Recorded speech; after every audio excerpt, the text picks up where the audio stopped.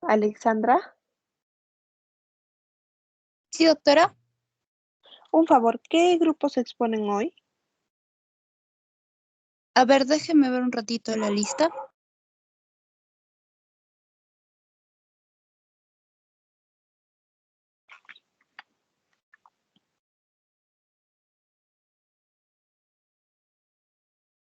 Doctora, hoy expone el grupo 6 de Fernanda Cusi y el grupo 7 de Rafael Cazorla. 6 y 7, 6, un ratito. El 6 y el 7. Ya. Y nos falta 3 grupos más, ¿no? 1, 3 y 5. Sí, doctora, ellos expondrían la próxima semana. La próxima semana. Ya. En realidad, hoy terminamos clases teóricas y la siguiente semana solamente tendrían que exponer o sea, solamente tienen que estar los 3 grupos. ¿Ya? Porque la clase de hoy es la de la semana pasada y las otras dos en realidad es en una. La he podido resumir. Ya, a ver, entonces comenzamos y luego me hacen las presentaciones los grupos. ¿Dónde está?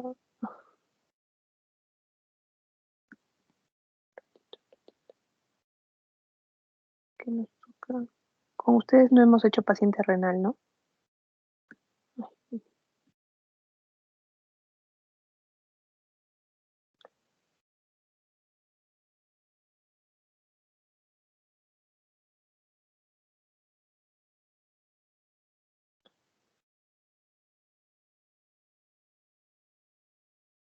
Ah, no, sí, perdón.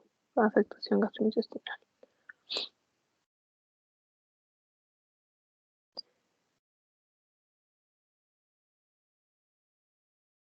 Ya. Entonces, hoy vamos a hacer, en realidad es hablar un poco de la patología del páncreas, ¿ya? Desde los primeros días hemos hablado mucho de la afectación pancreática, ¿no? Porque hay mucho pues componente metabólico y nutricional en relación a esto. Entonces, en cuanto a lo que es la pancreatitis, pues es una enfermedad hipermetabólica, ¿no? Va a predisponer al catabolismo proteico y es una enfermedad con mucho riesgo de desnutrición, no solamente por la pancreatitis en sí, sino también, por ejemplo, por las causas de pancreatitis, que pueden ser alcohol y litiasis biliar. Sobre todo el alcohol, ¿no? Sabemos que hemos visto las deficiencias nutricionales que pueden haber en los pacientes con enolismo crónico. Entonces, eso también agrega un riesgo más de desnutrición en estos casos. Una causa que también es importante considerar es la hipertrigliceridemia, que me parece que también les he mencionado, ¿no? Triglicéridos más de 500 tienen riesgo de pancreatitis. Entonces, aunque el paciente ingrese por una pancreatitis en relación a una litiasis biliar o alcohol, es importante completar el estudio con determinaciones de hipertrigliceridemia y ver si necesita tratamiento en ese momento, ¿no? Tratamiento pues sea vía insulina, en algunos casos también se puede dar, o pues vía oral ya cuando esté estable. Y otros cambios metabólicos que se ven acá puede ser la resistencia a la insulina, ¿no? Por el mismo hecho de la inflamación que existe, que aumenta las hormonas contrainsulares, la el catabolismo proteico que predispone este estrés metabólico y la afectación de los triglicéridos, ¿no? Entonces, el tratamiento en sí de la pancreatitis aguda es tratamiento de soporte, ¿no? Analgesia, hidratación y también manejo nutricional. Estos también son los factores de riesgo en relación a la pancreatitis aguda, ¿no? El dolor abdominal va a predisponer a anorexia, intolerancias orales con vómitos, y esto puede predisponer a deficiencias vitamínicas, el aumento del gasto energético basal, de la misma inflamación que hay también. El cribado que se utiliza en este caso es el Nutritional Risk Score.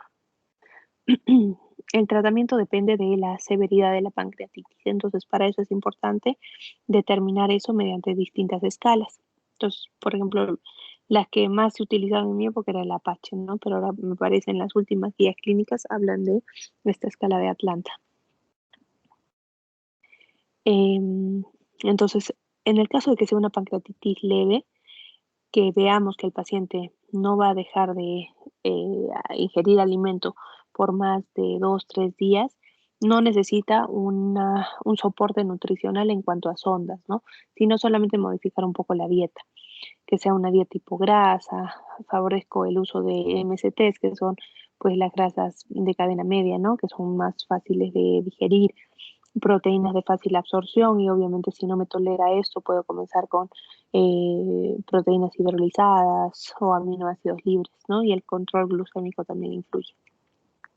Entonces, las indicaciones para iniciar tolerancia oral en estos pacientes es obviamente que no tenga dolor, sea un dolor manejado, ¿no? Tal vez los analgésicos, disminución de la lipasa pancreática, que no significa normalización, o sea, puede haber estado, no sé, en 500 y baja a 300, eso es un signo de buen pronóstico, y obviamente ruidos y dolores presentes.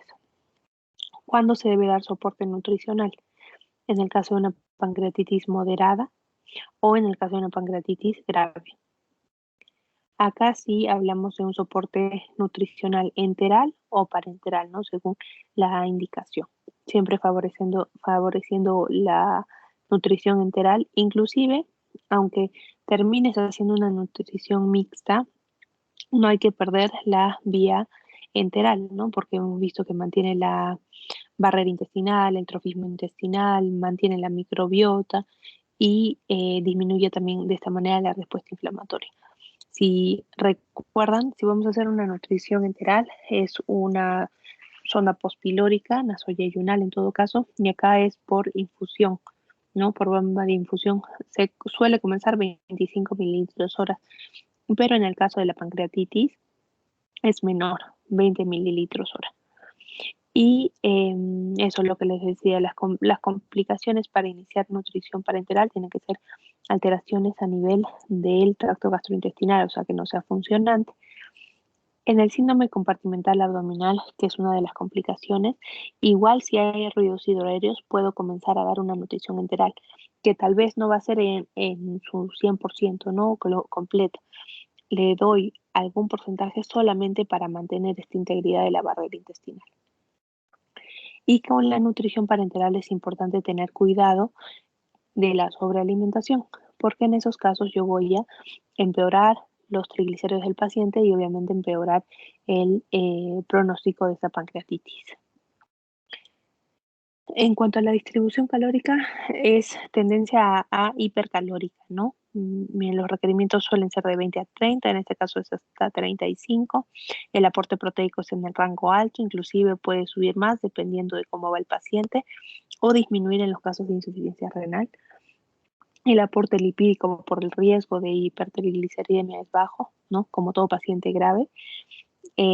Carbohidratos igual, se puede dar inmunonutrición y el índice de estrés varía, ¿no? Pero va desde 1 hasta 1.7, ponemos 1.49 como promedio, ¿ya? Esto es lo mismo, ¿no? La vía que vamos a utilizar. Sí hay en las guías clínicas una sonda nasogástrica, pero para mejorar ese reposo pancreático se prefiere la vía nasoyeyunal, ¿no? Y hemos hablado también de las ostomías en caso de que esto sea de manera pues un poco más prolongada. Las fórmulas estándares se comienzan, pero si no hay una buena tolerancia, sigue con diarrea, empeora el dolor, prefiero las fórmulas peptídicas. En el caso de la nutrición oral, ya hemos visto las modificaciones de la dieta que tiene que ser y fraccionado, eso es importante.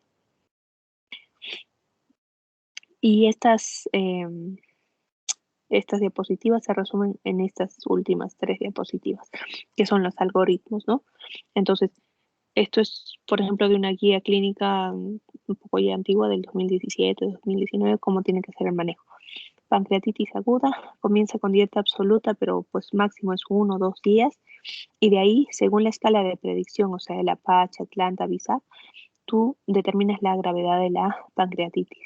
Si es una pancreatitis leve, dieta oral. Una grave o moderada, veo el tracto gastrointestinal. Si es funcionante, pues como le digo, puedes usar la sonda nasogástrica, pero obviamente si no te tolera, pasas a una nasoyeyunal. y si no es suficiente pasas a una nutrición parenteral. Y podemos intentar siempre, para no perder ese trofismo intestinal, una mixta, ¿no? Obviamente la mayor cantidad va a ser parenteral. Esto es lo mismo, ¿no? Leve, dieta oral, moderada, depende cómo va, y grave siempre con soporte enteral. No cubro requerimientos porque no me lo tolera, pues paso a una parenteral o una parenteral mixta. Y esta es la última guía clínica del año pasado, donde es lo mismo y lo único que agregan es lo que le digo de la hipertrigliceridemia, que debe completarse el estudio inclusive en la hospitalización. Y acá determino, mira, triglicéridos más de 1000, tal vez si hay, en el caso de que haya hiperglicemia, también se va a manejar con insulina, ¿sí? O sea, eso también va a ayudar a aclarar estos triglicéridos. Y ya para entrar a pancreatitis crónica, esta también es una enfermedad con mayor riesgo de desnutrición, ¿no? Hemos visto que necesitamos las enzimas pancreáticas para la digestión, también intervienen en la absorción, ¿sí? Entonces, cuando ya hay una afectación crónica, el riesgo de desnutrición va a ser mayor. En las fases precoces de la pancreatitis crónica predomina el dolor abdominal que empeora con el alcohol y las comidas grasas. Eso también hace, ya hemos hablado del alcohol, que va a empeorar ese riesgo de desnutrición con deficiencias de vitaminas, ¿no? Ácido fólico, tiamina, oligoelementos tipo magnesio, zinc, y las comidas grasas. Si el paciente hace una dieta restrictiva, va a evitar esto y también va a comprometer entonces el aporte calórico. Otros síntomas que se asocian, pues náuseas y vómitos. Y en fases avanzadas de una pancreatitis crónica puede haber una diabetes, ¿no? Dependiendo de del compromiso. Y la diabetes en este caso se llama una diabetes pancreatopriva, que sí es dependiente a la insulina. ¿Ya?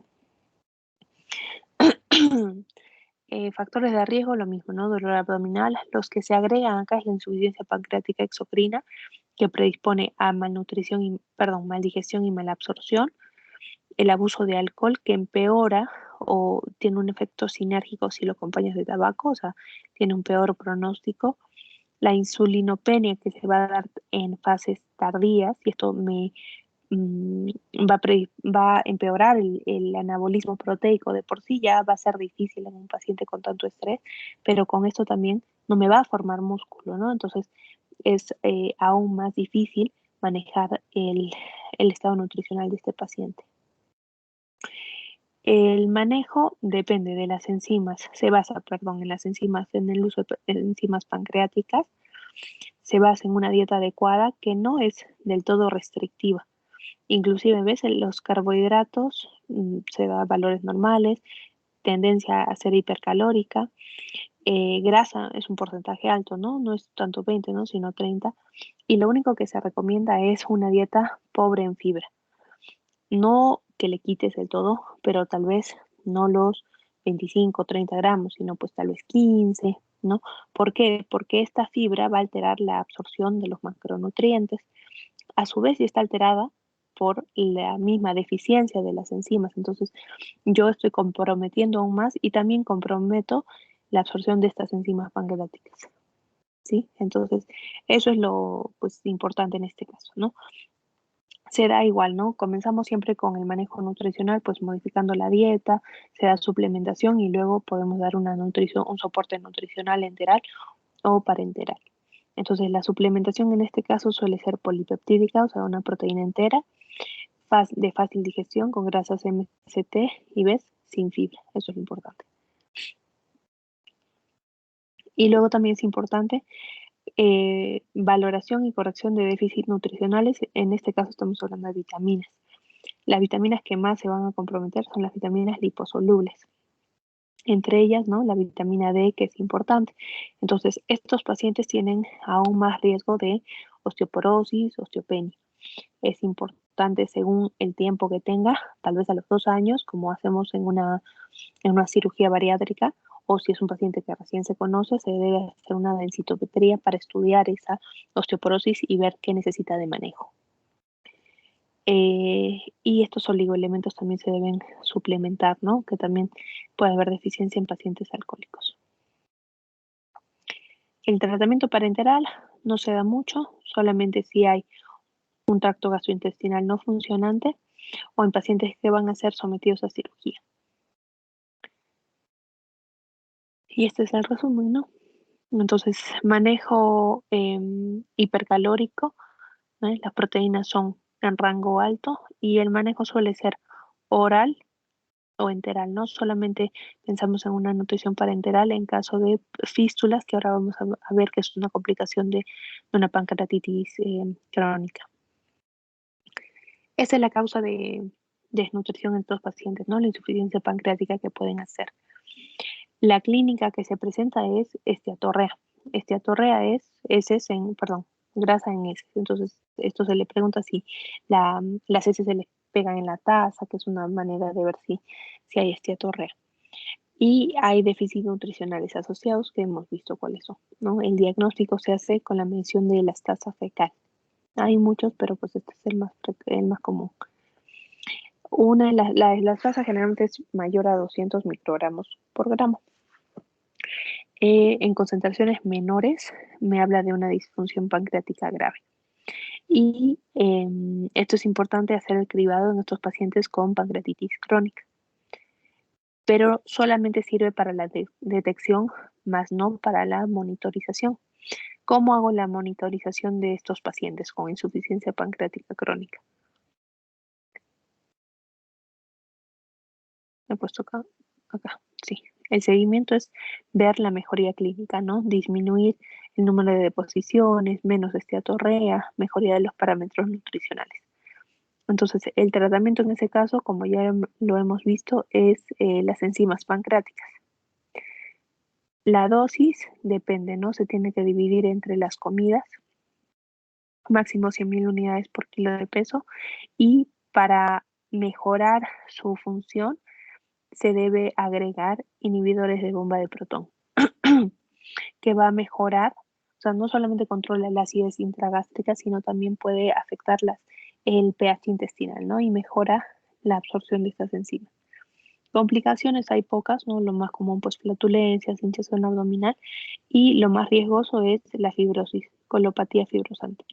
Y esto, algunos casos han sido descritos, por ejemplo, en niños con fibrosis quística. Y esto es lo mismo, ¿no? El uso de las enzimas, corregir los déficits nutricionales, las proteínas en rango alto y las grasas también, y evitar lo que es la fibra. No se recomienda estas restricciones severas, menos de grasas, que a veces sería lo más intuitivo, ¿no? Digo, si como mucha grasa y hago esa deposición y aumenta mi esteatorrea, pues mejor me quito las grasas. Pero ahí estamos quitando bastantes calorías, ¿no? Y en estos pacientes que tienen una ingesta limitada, disminuir el aporte lipídico, pues va a disminuir bastante las calorías y empeora el riesgo de desnutrición en estos pacientes. Factores que se relacionan que impiden la normalización de la digestión, o sea que el paciente sigue con diarrea, puede ser o sigue con esteatorrea, puede ser porque hay una mala adherencia terapéutica, o sea, no está tomando el tratamiento, las dosis son muy bajas, entonces eso se puede ir aumentando, el pH intestinal ácido, por eso se da el IBP, y el sobrecrecimiento bacteriano, que también hemos hablado de esto antes, ¿no? En la cirugía bariátrica. Entonces, acá el manejo es con rifaximina y es importante también en estos casos, por ejemplo, sería suplementar vitamina B12, que hay deficiencia relacionada con esto. Y luego, afectación intestinal. Esto es hablar un poco de las fístulas, ¿ya? Entonces, sabemos que en el intestino se da en el intestino delgado se da la mayor absorción de micronutrientes y macronutrientes y a nivel del colon la reabsorción de líquidos. Entonces, fístulas, al hablar de fístulas hablamos de comunicaciones anómalas que pueden haber entre órgano a órgano o entre el órgano y el exterior. Esto es una complicación frecuente en los casos de pancreatitis, sea crónica o aguda, entonces por eso lo manejamos. El tratamiento nutricional va a depender del débito, o sea, del volumen de esa fístula y de la localización. Las fístulas también tienen mayor riesgo de desnutrición porque se pierden enzimas pancreáticas, secreciones digestivas, causa mala absorción de nutrientes, se va a alterar la ingesta igual, ¿no? Porque uno come y pierde más. Entonces, las personas bajan un poco la ingesta y también hay pérdida de electrolitos, ¿no? Sodio, potasio, bicarbonato. Entonces, la distribución calórica también es hipercalórica. Vean, los requerimientos proteicos son mucho mayores, ¿no? Los casos de débito alto, o sea, los volúmenes más de 500, hasta 2,5 de proteínas, y el factor de estrés también es aumentado en estos casos, hasta 2. El manejo es sencillo. En caso de una fístula de débito alto, es una nutrición parenteral y también en localización media. Las demás es nutrición enteral. Fístulas altas y bajas es nutrición enteral y volúmenes bajos o medios también es nutrición enteral. Eso es lo único. La nutrición oral se va a combinar con la nutrición enteral. Tiene que ser pues de poco a poco, media digerida y ingestas frecuentes. Tratamientos farmacológicos que se puede asociar en este caso son la somatostatina. Y si no hay un cierre de esa fístula, se recomienda el tratamiento quirúrgico, ¿no? Pero a veces no cierra porque no hay un aporte proteico adecuado. Y eso es el resumen de estas clases. La sospecha de una fístula, pues un paciente con una pancreatitis, digamos, ¿no? Que haga fiebre, empeore. El diagnóstico es con taco, resonancia. Y la valoración nutricional va a depender, obviamente vemos el estado nutricional de ese paciente, y el manejo va a depender del volumen y de la localización. Volúmenes bajos y tramos altos o distales, nutrición enteral. Volúmenes altos o tramos medios, nutrición parenteral. Y si no hay mejoría en ninguno de los casos, valoración con somatostatina. Agregamos somatostatina. Y ya está. Entonces, esta es la clase de la semana pasada.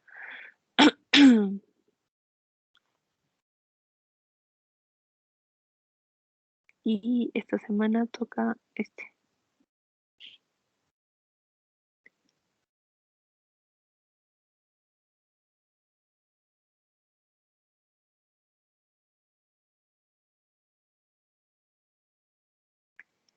Ya. Entonces, realimentación, que hemos hablado un poco, es un síndrome que se puede dar cuando el paciente comienza con la nutrición oral, enteral o parenteral, ¿no? En pacientes con ayuno prolongado o con una desnutrición severa.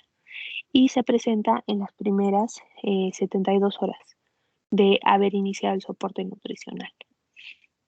Para esto es importante entender los aspectos fisiológicos de la inanición, que eso también ya hemos hablado, ¿no? Recuerden que cuando uno está en ayuno, hay una alteración tanto hormonal como metabólica. Hormonal disminuye lo que son las funciones anabólicas, entonces hay una disminución sobre todo de la insulina. Baja un poco el gasto energético basal y aumentan las hormonas contrainsulares, que estas son las que van a mantener mi glucosa normal. En cuanto a las alteraciones metabólicas, aumenta lo que es la gluconeogénesis, ¿no? Porque como no hay sustrato, no hay carbohidrato, comienzo a formar glucosa de proteínas y lípidos y hay una cetoadaptación del sistema nervioso central. Lo que es importante para el síndrome de realimentación es esto. Va a haber alteraciones hidroelectrolíticas. Primero hay edemas, ¿no? Entonces va a haber retención de sodio, retención hídrica sobre todo, y va a haber disminución de las reservas de fósforo, potasio y magnesio, que son los que van a dar la sintomatología en el síndrome de realimentación. Aunado a esto hay un déficit de tiamina, que si yo voy a comenzar a poner glucosa voy a causar un Wernicke-Korsakoff y también disminución de hierro. Y bueno, la hipofosfatemia puede empeorar la resistencia a la insulina, eso en estos pacientes que pueden presentar hiperglucemia de estrés. Entonces esto es lo mismo, ¿no? El ayuno se relaciona con esto, disminución de insulina, disminución de IGF-1, aumento de GH, que son hormonas contrainsulares. y con la gluconeogénesis sobre todo. Cuando uno ya reinicia la alimentación, esta secreción de insulina es lo que va en realidad a causar el problema, porque al haber una reactivación de la fase anabólica, al haber una secreción de insulina, estos electrolitos, potasio, fósforo y magnesio, se van a meter a la célula, van a ir del nivel plasmático, van a ser intracelulares. Por tanto, va a causar una hipocalemia, hipofosfatemia, hipomagnesemia. ¿Ya? Y también la insulina tiene un efecto antinatriurético a nivel renal, causando un aumento de sodio. Entonces, el paciente va a tener una sobrecarga vascular con hipopotasemia, hipofosfatemia, hipomagnesemia. Lo que suelen presentar son arritmias, ¿no? Por la hipocalemia, hipomagnesemia. O sea, insuficiencia cardíaca es lo que pueden tener. Eso es la clínica básicamente de esto. En cuanto a lo que es el metabolismo, pues aumenta la tasa metabólica, aumenta los requerimientos de los macronutrientes y los oligoelementos. Entonces, sobre todo acá lo de la tiamina, si yo le doy la glucosa, voy a causar deficiencias, ¿no?, de tiamina con clínica asociada. Aumento de triglicéridos, hipercapnia, porque no va a manejar bien esa sobrecarga, porque no está acostumbrado, y puede haber en estos pacientes que ya tienen sobrecarga vascular, sobre todo sobrecarga a nivel pulmonar, como una insuficiencia cardíaca, voy a empeorar esa insuficiencia cardíaca y esa respiración porque no va a metabolizar bien ese carbohidrato que le voy a dar. ¿Ya? Y el exceso de lípidos, en caso de que yo dé una nutrición enteral o parenteral, va a afectar también la coagulación y va a suprimir el sistema inmune. Por eso, si se acuerdan, todo paciente inestable que esté en UCI, damos pocos lípidos, ¿no? Menos de 1 gramo por kilo de peso. Ya está. Esto es lo mismo, ¿no? La retención hídrica de causa multifactorial por una disminución de la presión oncótica, esto es por la inanición que ha tenido, deterioro de la función renal, lo mismo, y alteraciones de sodio. Entonces, estas son las principales alteraciones hidroelectrolitas que presenta el paciente. La hipofosfatemia, que puede empeorar en los pacientes con enolismo crónico y uso de antiácidos.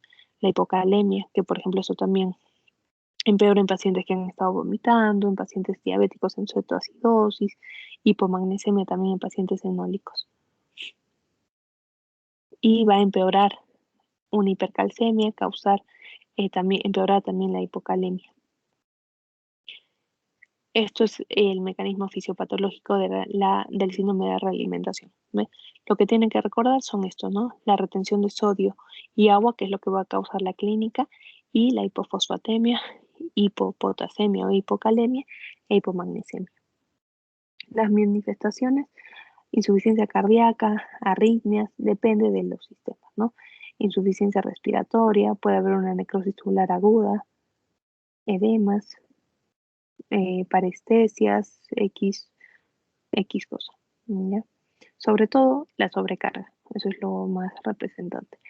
Entonces, lo importante es saber cuáles son los pacientes que tienen riesgo, sean, por ejemplo, pacientes oncológicos, pacientes con anorexia nerviosa, enfermedad crónica degenerativa, pacientes postquirúrgicos, ¿no? Con alteraciones, por ejemplo, gastrointestinales, que acá está limitado mucho la absorción, entonces van a tener mucho riesgo de desnutrición. Si yo le coloco una parenteral, tal vez causo esto. Por eso se comienza bajo. Entonces, en estos pacientes de riesgo hay que ver, población de riesgo, se ve el riesgo de hacer un síndrome de realimentación. Obviamente va a tener un mayor riesgo los pacientes desnutridos, ¿no? Con un IMC de 16, cuando la pérdida de peso ha sido mayor en 6 meses, ¿no? Acá tal vez no llega, cuando no ha habido ingesta o la ingesta ha sido nula y cuando ya de por sí los valores de potasio, magnesio y fósforo están bajos. Acá tal vez pueden estar normales, pero acá ya están bajos. Entonces, en estos pacientes tienen mayor riesgo de hacer un síndrome de realimentación. El diagnóstico es las alteraciones iónicas, sobre todo basándose en el fósforo, y la sintomatología asociada que suele ser más cardiovascular, o sea, edema, sobrecarga hídrica con insuficiencia cardíaca, sobre todo insuficiencia respiratoria. El manejo es la prevención, entonces en todos estos pacientes con desnutrición, antes de comenzar, ya hemos visto que deben ser en valores muy bajos, ¿no? Cantidades muy pequeñas, evitar esa sobrealimentación, no usar el peso ajustado, porque con eso puede empeorar eso. ¿Qué más? Entonces, determinar los niveles de fósforo, eso es importante antes de comenzar cualquier nutrición enteral o parenteral. Suplementar, igual, ¿no? Con vitamina B1, o sea, con tiamina, se hace una suplementación intravenosa y luego puede ser intramuscular o oral y mantenerla, al menos durante 10 días, ¿no? Pero esto puede ser hasta más. Restringir el sodio porque ya de por sí va a haber alteraciones en cuanto al sodio y este sodio puede empeorar esa sobrecarga hídrica y el hierro que también se debe dar, esto se da después de la normalización del fósforo. Esto es una guía, me parece, de 2 segunditos.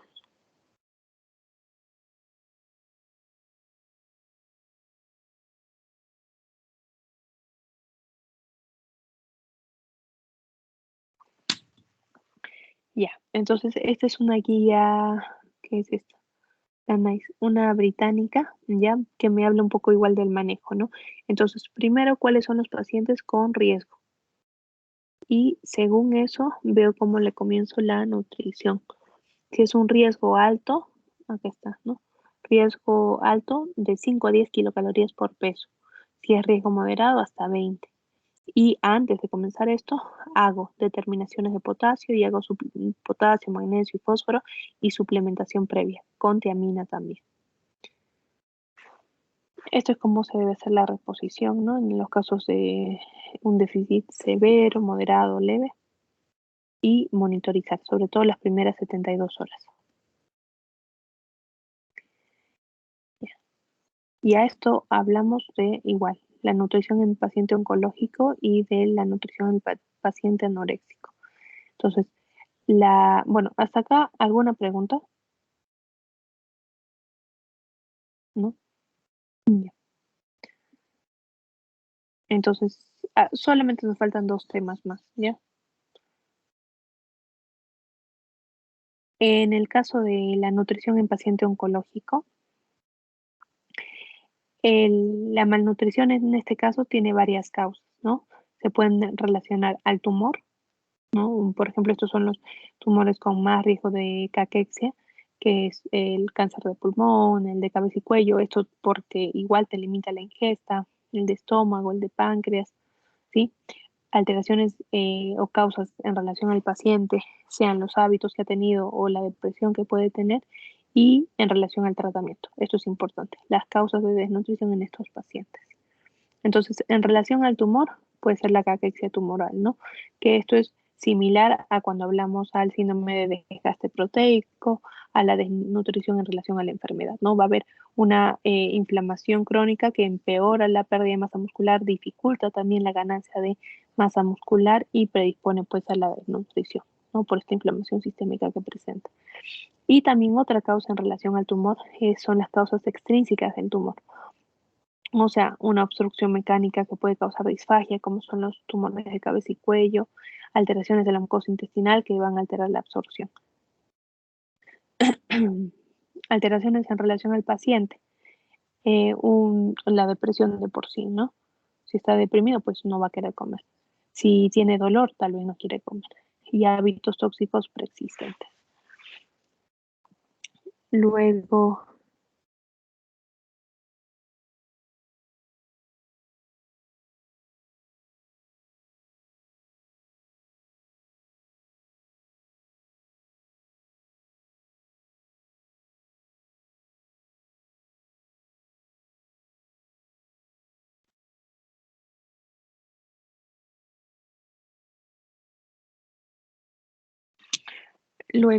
relacionados al tratamiento, es cuando hablamos de las quimioterapias y radioterapias que van a afectar, hablamos de la mucositis, ¿no?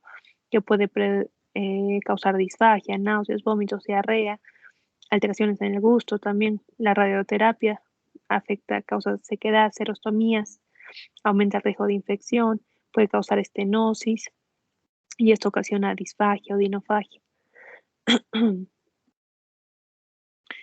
Eso es igual un resumen, ¿no? En cuanto a las causas de desnutrición, incluir la disminución de la ingesta de por sí y las alteraciones que pueden haber por la inflamación, por la localización del tumor, ¿no? Entonces, ¿cuáles son los objetivos en estos pacientes? Mejorar la tolerancia y la respuesta al tratamiento, ¿no?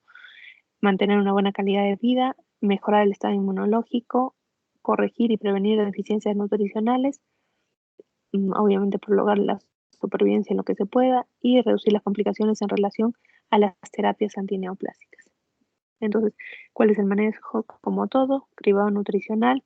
Hemos visto que hay cribados específicos, por ejemplo, acá también se puede usar la valoración global subjetiva. Hay una escala modificada para paciente oncológico. Hay que ver los factores de riesgo que limitan la ingesta, sean relacionados al tumor, al paciente, al tratamiento y la funcionalidad de ese paciente. O sea, si camina, si anda solo, si está consciente, si se alimenta, si se baña. Estos son escalas de funcionalidad o en realidad para pacientes oncológicos. El soporte nutricional, lo importante en realidad es, acá sí se da un aporte proteico lipídico alto, que puede ser hasta 60%. ¿Por qué? Sobre todo, obviamente, grasas buenas, ¿no? Poliinsaturadas. Entonces, recuerden que eso tiene un efecto antiinflamatorio y antioxidante. Entonces, se debe aumentar en la ingesta. Como todo es escalonado, comienzas enriqueciendo alimentos, fortificando alimentos y si no, agregar suplementación. Y cuando se hace el soporte nutricional enteral, es lo que debe ser, obviamente cuando hay una ingesta inadecuada, a predominio de lípidos sobre todo, ¿no? Sea tanto en formulaciones enterales como en parenterales. Y en más. Valoración de los riesgos de síndrome de realimentación, obviamente si es un paciente que ha estado en inanición o con una desnutrición severa, ¿no? Y también para mantener esa masa muscular, sobre todo porque va a ser muy difícil volver a hacer, o sea, el anabolismo proteico acá está comprometido, es importante mantenerla con actividad física. Cuando se da soporte nutricional, este puede ser parenteral en el caso pre y posoperatorio, ¿no? Entonces, ¿en qué pacientes con pérdidas de 10 a 15%, o sea, moderadas severas, en los últimos 6 meses, IMCs bajos, o sea, insuficiencia ponderal, cribados alterados y con una albúmina sérica baja? Entonces, me habla de una desnutrición crónica, ¿no? Esto se debe comenzar hasta 7 o 14 días antes de la cirugía. Que es importante, que hemos visto ya, ¿no? Disminuir las horas de ayuno. Solamente de ayuno líquido son 2 horas y de ayuno sólido son 6 horas. Dar una carga de carbohidrato previa a la cirugía, porque así, además de que evitamos cetosis, disminuimos el riesgo de hipoglucemia y también de gluconeogénesis que puede haber, ¿no? Que compromete la masa muscular del paciente. A mantener un tracto gastrointestinal funcionante. Eso quiere decir que a pesar de que sean cirugías largas, tal vez no controlar con el dolor con los opioides, porque esto va a causar alteraciones a nivel digestiva, va a causar estreñimiento en los pacientes, pueden llegar hasta hilo inclusive, y obviamente no voy a poder utilizar ese tracto gastrointestinal, causando más riesgo de atrofia de la masa intestinal, de la mucosa intestinal, riesgo de translocación bacteriana también, ¿no? Entonces es importante intentar mantener este tracto gastrointestinal funcionante. Iniciar la nutrición parenteral en caso de que se utilice, pues previa a la cirugía, y inmunonutrición pues sea con glutamina, arginina o omega 3.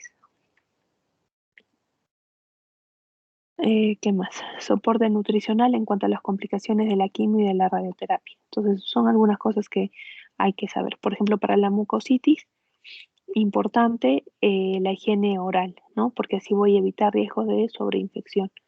Enjuagues de lidocaína me va a ayudar a modificar el dolor y también en estos pacientes valorar el riesgo de disfagia que pueden tener.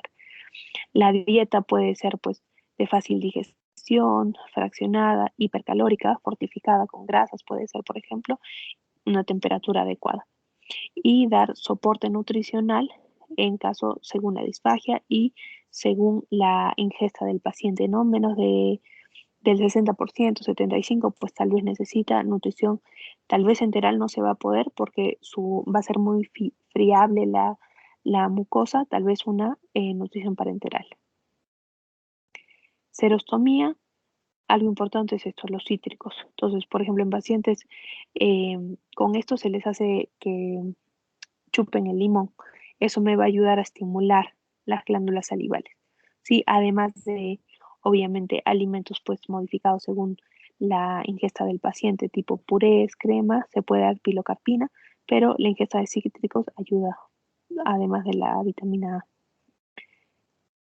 Las hipogesias, que son alteraciones en el gusto, esto es una complicación después, por ejemplo, de la quimio y la radio, es muy común. Entonces, se quejan porque no sienten y eso también hace pues que sea menos, no sé, interesante la comida, ¿no? No quieran comer, no tienen apetito. Entonces, primero, explicarles que es un efecto de la quimioterapia, que esto va a mejorar, ¿no? Pero para que mejore puede ser hasta un año, ¿no? Puede ser 3, 4 meses, pero hasta un año también. ¿Qué se puede hacer en cuanto a la dieta? Pues mantener la higiene, eso es importante, y sobre todo modificar los sabores con sabores fuertes, condimentos, ¿no? Pues páprica, no sé, orégano, tomillo, lo que se pueda para que cúrcuma, guión, lo que les gusta para que tenga pues mayor sabor, ¿sí? Eso puede ayudarlo y también suplementos de zinc. Esto también es importante en cuanto a los fármacos que se utilizan. Fármacos orexígenos son fármacos que pueden causar estimuladores del apetito, así le dicen los pacientes. Entonces, ¿cuáles son estos fármacos? El problema es que tienen muchos efectos adversos, entonces no se utilizan de manera regular.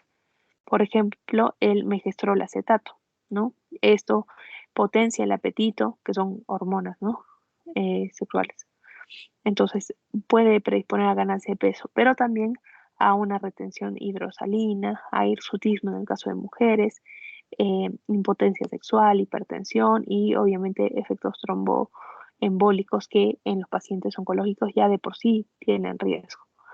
¿Cuándo se da o cuánto se da? Se da pues máximo 15 días, no se puede pasar más de un mes porque más tienen efectos negativos que beneficiosos, pero al comienzo sí se pueden dar. Igual que los corticoides, ¿no? Se utiliza mucho en pacientes oncológicos que les ayuda, además del apetito, eh, tienen un efecto antiinflamatorio, pero también tienen muchos efectos adversos. Entonces siempre hay que intentar utilizar el menor tiempo posible. Y recuerden, del corticoide en sí me va a afectar su masa muscular. Entonces, mm, pues al final no funciona tanto, ¿no? Le estimula el apetito, pero igual porque voy a usar dosis eh, por mucho tiempo y dosis elevadas, voy a afectar esa masa muscular. Entonces, igual estoy desnutriendo al paciente a pesar de que me coma. Y otros fármacos que se utilizan en estos pacientes son los procinéticos, ¿no? Porque va a haber hipomotilidad del tubo digestivo en relación a fármacos, en relación también al poco movimiento que pueden tener. Y esto va a comprometer la nutrición del paciente. Entonces, fármacos sintomáticos que siempre se pueden dar, pues metoclopramida, la eritromicina también tiene un efecto procinético, por eso también está acá, y la cisaprida. Y ya para terminar, es la nutrición en pacientes sobre todo con anorexia nerviosa, ¿ya? Esto lo vemos porque influye mucho el manejo nutricional en la recuperación de ese paciente, ¿no? La anorexia nerviosa, pues los criterios es una patología que se ve en psiquiatría, pero que tiene una implicancia en la nutrición del paciente, también en el aspecto endocrinológico, ¿no? Entonces merece un manejo multidisciplinario, por eso lo vemos acá. Hay pues distintos tipos, tipo restrictivo, compulsivo. La severidad en cuanto la valoración nutricional se va a dar por el IMC, pero hemos visto que no es la única causa, ¿no? O perdón, no es la única manera de ver la severidad, sino también con alteraciones analíticas que pueden presentar, como pues prealbumina baja, colesterol bajo, alteraciones hormonales como amenorrea secundaria, cosas que creo que ya hemos ido revisando. Importante para que sepan, son criterios de ingreso de las pacientes con anorexia nerviosa. Además de pues intentos, ideaciones suicidas, intentos suicidas, alteraciones en cuanto a lo que es de los signos vitales, ¿no? Bradicardia, hipotensión, arritmias que se pueden producir por alteraciones electrolíticas tipo hipocalemia, hipomagnesemia, hipofosfatemia que hemos visto en realimentación, deshidratación y hipoglucemia también, ¿no? Estos son criterios de ingreso para estos pacientes. La valoración nutricional, pues es un poco más dirigida, ¿no? En este caso, ver desde cuándo tiene la anorexia, qué tipo de anorexia o componente tiene, restrictivo o purgativo. Luego, hacer igual cuestionarios de alimentación y ver qué alimentos han restringido, ¿no?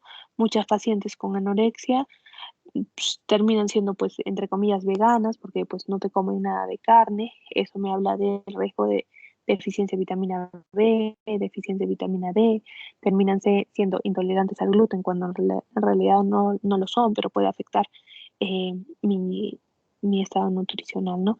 Indagar sobre amenorrea, esto también es importante porque me habla del componente de calórico, de colesterol que puede estar afectado. Luego, ¿qué más? Exploración física, datos de pues, piel seca. Lo más común es esto, ¿no? Erosiones del esmalte dental si tienen un componente pues, purgativo, hipertrofia de las parótidas por lo mismo, erosiones en los nudillos por intentar pues, causarse eh, vómitos. ¿Qué más? Suelen tener constipación, son muy estreñidas a pesar de comer mucha fibra, pero puede relacionarse a esto. Y ¿qué más? Edemas, ¿no? Por la afectación en las proteínas que puede haber. En los parámetros de laboratorio no hay muchas alteraciones, salvo algunos macronutrientes tipo ácido fólico, vitamina B12, hierro, creatinina va a estar baja, ¿no? En relación a la baja masa muscular, esto es hipocolesterolemia, hipotrigliceridemia. Hipo.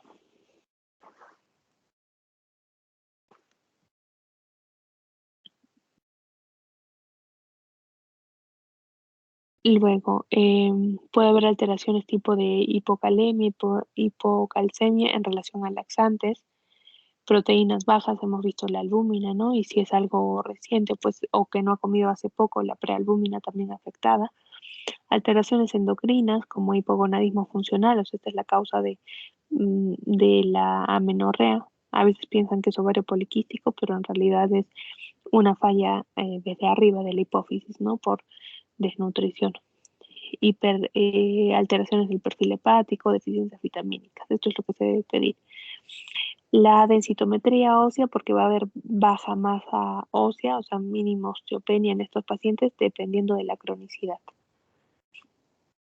Los objetivos nutricionales, pues recuperar el peso del paciente, resolución de las complicaciones asociadas a la desnutrición, sobre todo deficiencias de vitaminas, devolver al paciente el control de lo que come, o sea, que tenga una relación sana con los alimentos y educar, ¿no? Sobre patrones alimentarios, que sea una dieta balanceada y variada. Entonces, el plan nutricional se basa primero en establecer horarios con la paciente. ¿Cómo vamos a comer? Desayuno, almuerzo y cena, o desayuno, media mañana, almuerzo, media tarde, cena, recena. Eso se pacta con el paciente. La frecuencia de la ingesta y la cantidad, la alimentación variada y balanceada, la hidratación, que también es importante, que no se vayan al otro lado, ¿no? Tomar 5 litros, sino pues que estos pacientes tienen riesgo de esta polidipsia psicógena, sino que sean los 2 litros habituales, 1, 1,5. actividad física leve, pero solamente en fase de recuperación, una vez que ya el psiquiatra te da el pase, ¿no? No que vaya a correr, pero hacen estiramientos, yoga, y es importante la vigilancia, ¿no? Porque pueden tener pues actitudes purgativas, entonces después de comer tal vez quieren ir al baño, hay que vigilarlas durante la ingesta y hasta una hora después.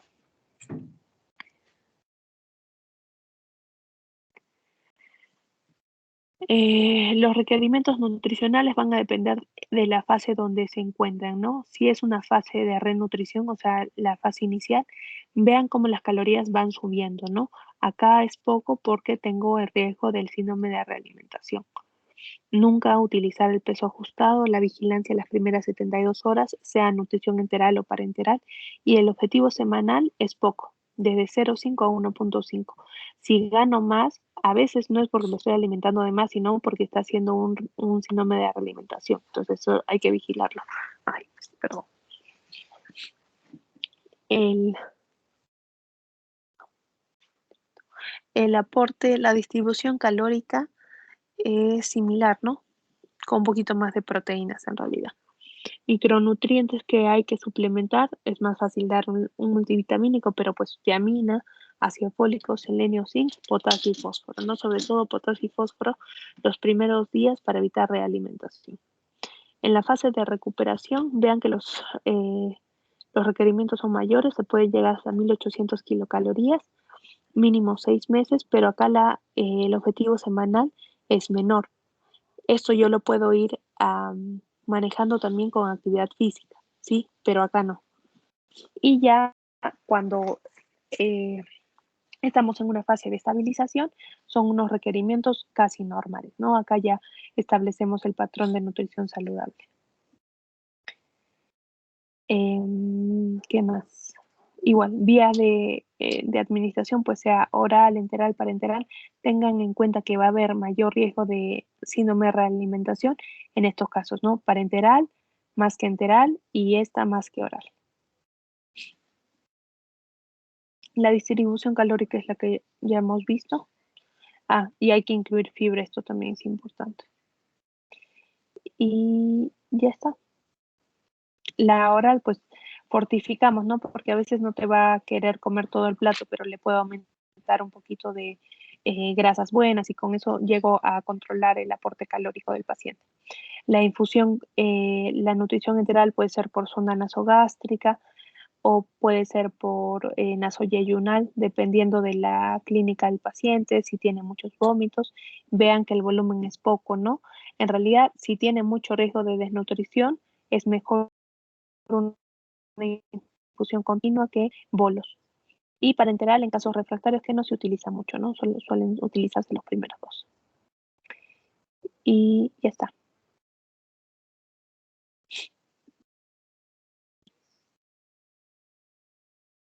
Ya chicos, ¿alguna pregunta? No creo, ¿no? Ya, me quedo con los grupos que les toca exponer. Los demás, si quieren, pueden irse a ver el partido. ¿Quién comienza? El grupo 6, doctora.